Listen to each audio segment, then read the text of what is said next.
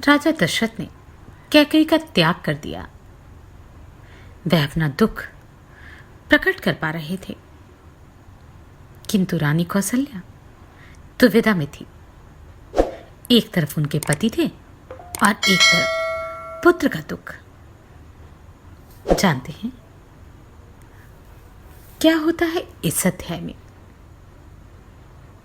श्री वाल्मीकि निर्मित आशामयण आदिकाव्य के अयोध्या कांड में 43वां सर्ग। नमस्कार, मैं आभा शर्मा जावास। इन ऑडियो बुक्स को बनाने में अगर आप अपना योगदान देना चाहते हैं तो मेंबरशिप लेके या दिए गए QR कोड का प्रयोग करके आप ऐसा कर सकते हैं। आपका छोटे से छोटा योगदान भी हमें प्रोत्साहित करता है। अन्यथा शेयर, लाइक या सब्सक्राइब करके तो आप ऐसा कर ही सकते हैं।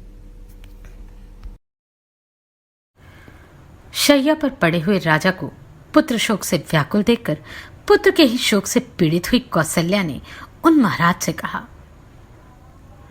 नरश्रेष्ठ, श्री राम पर अपना विष उड़ेलकर टेढ़ी चाल से चलने वाली कैकेयी केंचुल छोड़कर नूतन शरीर से प्रकट हुई सर्पणी की भांति अब स्वच्छंद विचरेगी। जैसे घर में रहने वाला दुष्ट सर्प बारंबार भय देता रहता है, उसी प्रकार श्री रामचंद्र को वनवास देकर सफल मनोरथ हुई सुभागा कैकेयी सदा सावधान होकर मुझे त्रास देती रहेगी। यदि श्री राम इस नगर में भिक्षा मांगते हुए भी घर में रहते अथवा मेरे पुत्र को कैकेयी का दास भी बना दिया होता तो वैसा वरदान मुझे भी अभिष्ट होता, क्योंकि इस दशा में मुझे भी श्री राम का दर्शन होता रहता। श्री राम के वनवास का वरदान तो कैकेयी ने मुझे दुख देने के लिए ही मांगा है। कैकेयी ने अपनी इच्छा के अनुसार श्री राम को उनके स्थान से भ्रष्ट करके वैसा ही किया जैसे किसी अग्निहोत्री ने पर्व के दिन देवताओं को उनके भाग से वंचित करके राक्षसों को वह भाग अर्पित कर दिया हो। गजराज के समान मंद गति से चलने वाले वीर महाबाहु धनुर्धर श्री राम निश्चय ही अपनी पत्नी और लक्ष्मण के साथ वन में प्रवेश कर गए होंगे। महाराज, जिन्होंने जीवन में कभी दुख नहीं देखे थे, उन श्री राम, लक्ष्मण और सीता को आपने कैकेयी की बातों में आकर वन में भेज दिया। अब उनके वनवास के कष्ट भोगने के सिवा और क्या अवस्था होगी? रत्न तुल्य उत्तम वस्तु से वंचित वे तीनों तरुण सुखरूप फल भोगने के समय घर से निकाल दिए गए। अब वे फल मूल का भोजन करके कैसे रह सकेंगे? क्या मेरे शोक को नष्ट करने वाला वह शुभ समय आएगा जब मैं सीता और लक्ष्मण के साथ वन से लौटे हुए श्री राम को देखूंगी? कब वह शुभ अवसर प्राप्त होगा जबकि वीर श्री राम और लक्ष्मण वन से लौट आए? यह सुनते ही यशस्विनी अयोध्यापुरी के सब लोग हर्ष से उल्लासित हो उठेंगे और हर घर फहराए गए ऊंचे ऊंचे ध्वज समूह पुरों की शोभा बढ़ाने लगेंगे।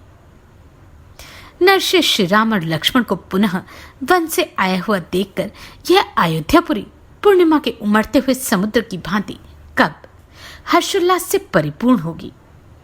जैसे नंदी गाय को आगे करके चलता है, उसी प्रकार वीर महाबाहु श्री राम रथ पे सीता को आगे करके कब अयोध्यापुरी में प्रवेश करेंगे।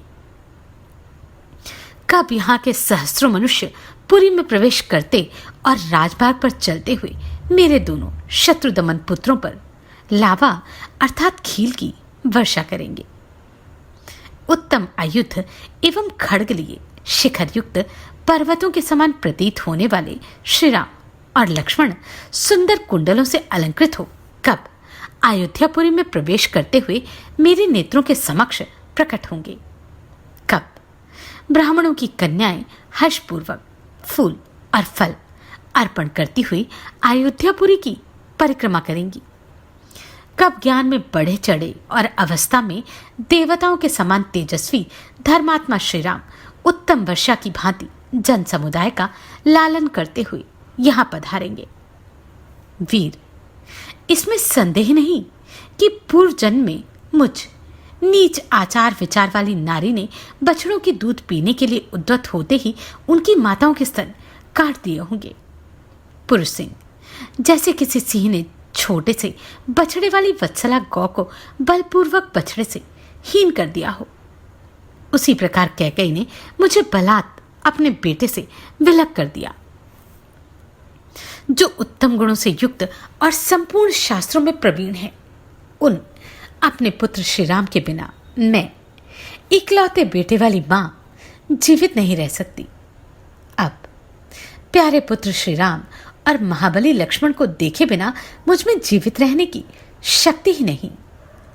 जैसे ग्रीष्म ऋतु में उत्कृष्ट प्रभा वाले भयंकर भगवान सूर्य अपनी किरणों द्वारा इस पृथ्वी को अधिक ताप देते हैं, उसी प्रकार यह पुत्र शोक जनित महान अहितकारक अग्नि आज मुझे जलाए दे रही है। इस प्रकार श्री वाल्मीकि निर्मित आश्रामायण आदि काव्य के अयोध्या कांड में 43वां सर्ग पूरा हुआ। केवल कौशल्या के ही पुत्र राम तो वन को नहीं गए थे, उनके साथ लक्ष्मण भी गए थे, जो सुमित्रा के पुत्र थे। सुमित्रा का इस विषय में क्या विचार था, जानते हैं अगले अध्याय में। आप सभी को कोटि कोटि साधुवाद। आपने इन वीडियोस को इतना प्रेम दिया।